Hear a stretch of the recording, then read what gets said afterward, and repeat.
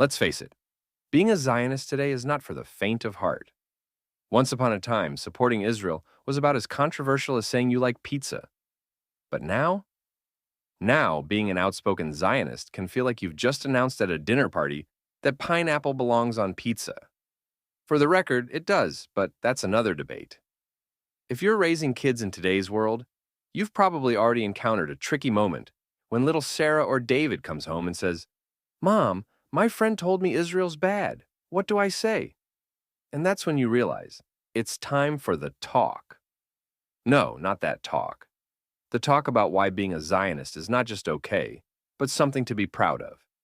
Here's how to do it without making your kids' eyes glaze over, or worse, turning them into the human embodiment of a Wikipedia page. Number one, start with the basics and make it relatable. Kids like things they can relate to. So instead of launching into a history lesson about the Balfour Declaration, which will lose them faster than you can say 1917, start with something simple. Imagine if everyone told you that you're not allowed to have a home, that no matter where you go, you don't really belong.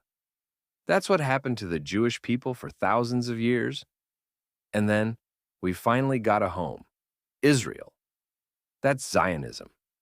It means believing that Jews have the right to our own country, just like everyone else. See? Easy to understand. Now, if your kid is a history buff, by all means, go deeper. But if they're like most kids, keep it short, simple, and tied to their sense of fairness. Number two, address the elephant or Twitter mob in the room. At some point, your kid will ask, "But why do so many people hate Zionism?" And this is where you take a deep breath, sip your coffee or whiskey, no judgment, and say, "Some people don't really know what Zionism is. Others have been told scary-sounding things that aren't true. And some just don't like Jews very much. We can't control what other people believe, but we can stand up for the truth." Then arm them with facts. Zionism isn't racism. It's not colonialism. And it's not about harming others. It's about Jewish self-determination in our historic homeland. End of story. Number three, teach them to be fearless. There's a difference between being outspoken and being that person who picks fights on social media. Teach your kid that being proud of Israel doesn't mean they have to argue with every classmate who thinks they're an expert because they watched an influencer's 30-second Instagram story. Instead, give them tools. Ask questions like, "What do you think Zionism means?" Most people have no clue. Share personal stories, maybe about a family trip to Israel, a cool Israeli invention, or even how their great-grandparents survived because of the Jewish state. If all else fails, remind them of Israel's incredible contributions to the world. You like your cherry tomatoes? You're welcome. Number four, make it cool because it is. Let's be honest, kids want to be cool. And Zionism, despite what some may say, is cool. Israel is a country of innovation, resilience, and yes, even world-class hummus. From saving lives with medical tech to being the first country to send aid during disasters, Israel embodies everything awesome.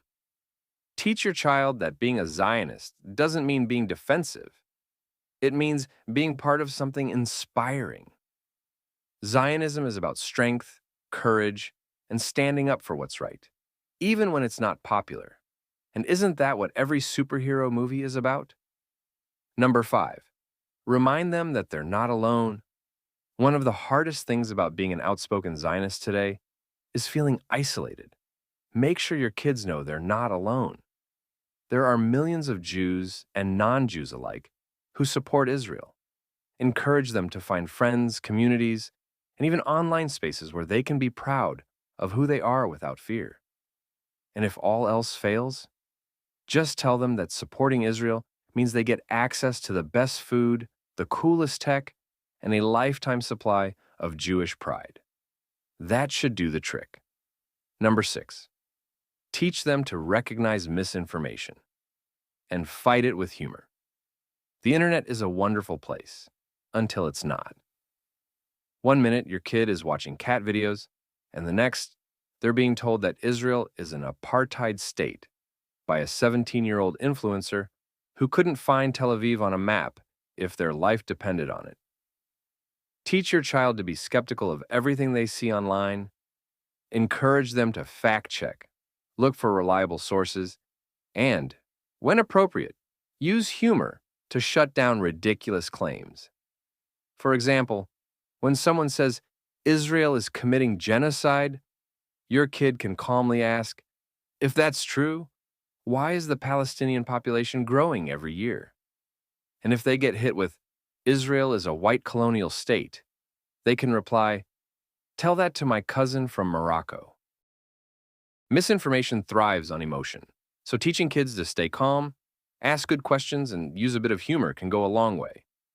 And lastly, number 7, lead by example. Kids are like little sponges. They absorb what they see, hear, and most importantly, what their parents do. If you want your child to be a proud Zionist, you have to be one too. That doesn't mean you need to start debating strangers at the grocery store, but it does mean speaking about Israel positively at home, celebrating Israeli achievements, holidays, and culture, showing them that being Zionist is not just about defending Israel, it's about loving it. Take them to an Israeli restaurant, play Israeli music, or, if you can, visit Israel together. The more they experience the beauty, history, and vibrancy of Israel firsthand, the more connected they'll feel. At the end of the day, raising a proud Zionist kid is about instilling confidence, knowledge, and resilience. They don't need to be the loudest voice in the room, but they should never feel like they have to whisper their love for Israel. Teach them to be bold, be proud, and, above all, never back down from the truth. And if they ever doubt themselves, just remind them. The Jewish people have been through worse. We're still here, and we're not going anywhere.